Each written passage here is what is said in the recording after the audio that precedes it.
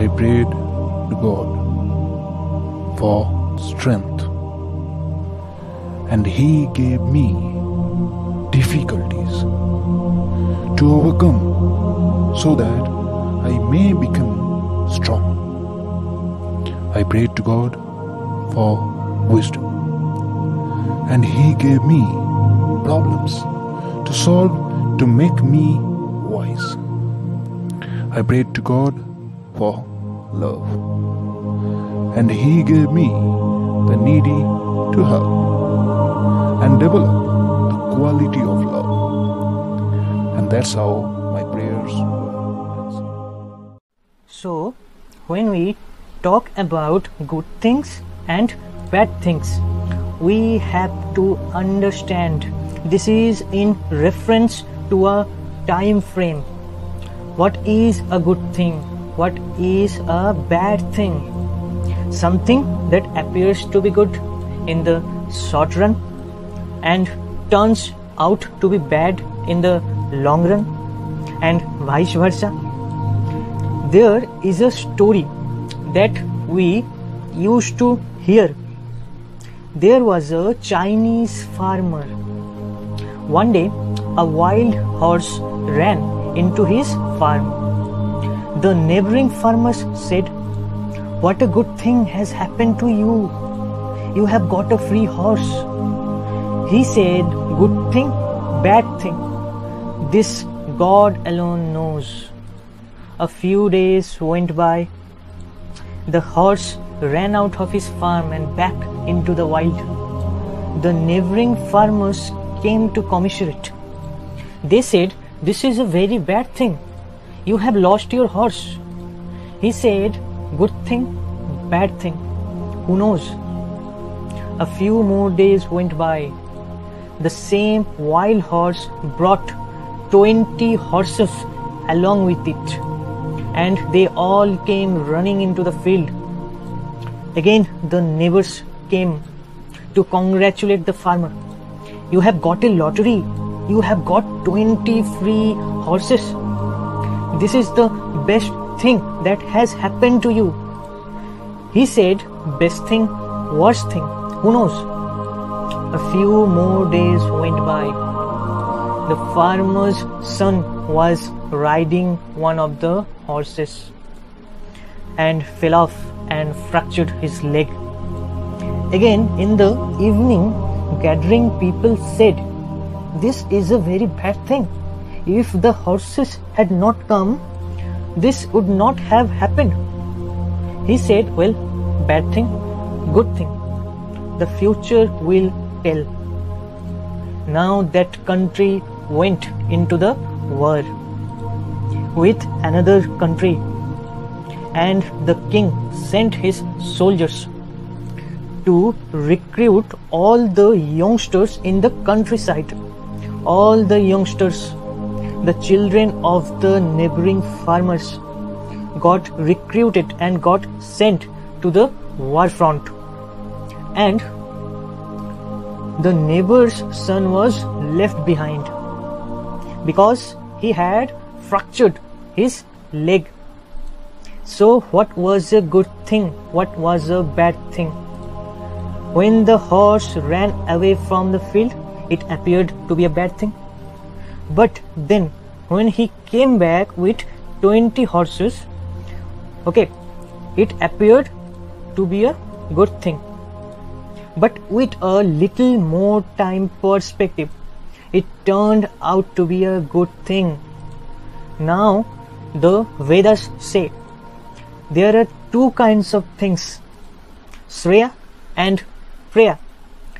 Sanskrit verse from Kathopanishad. The Kathopanishad states there is one thing called Shreya and other called Preya. Preya is that which is pleasant in the beginning, but subsequently it leads to misery. And in other turn, Shreya is that which is unpleasant in the present, but gives joy subsequently. For example, a student, the family members are sitting in a television room watching a movie, and the student has a dilemma. Should I study for my exams or should I watch the movie? So the students decides not to watch the movie and undertake the austerity of studying. This is called Shreya. It is unpleasant in the present, but it gives joy in the end. This is a worldly saying in Sanskrit. That student who chases happiness rejects knowledge. That student who chases knowledge rejects happiness in the present. Where is knowledge for that student who wants immediate joy? And where is immediate joy for that student who seeks knowledge? So this is called Shreya, accepting an austerity in the present for future bliss.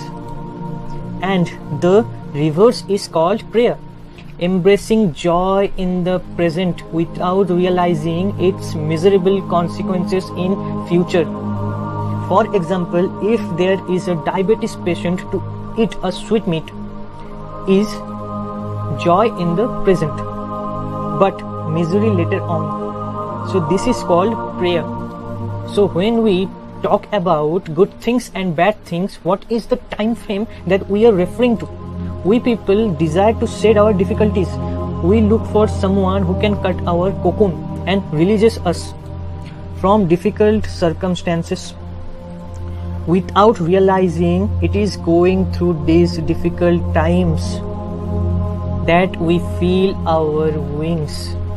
It is God's way of preparing us that ensure. It is these difficulties that ensure unfoldment of the soul, and the saints who have realized this have said so.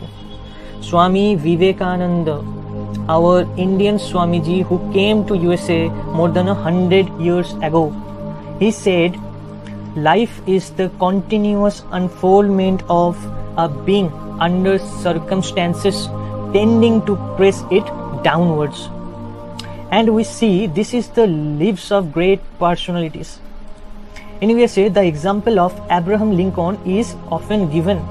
He grew up in very difficult circumstances, but it was those difficult circumstances that forged him a great character that has inspired millions of Americans. For centuries after that, we also have the example of Thomas Alva Edison. I am told that he was terribly poor at one time, and he used to sell tea in the trains, and he was a little hard of hearing.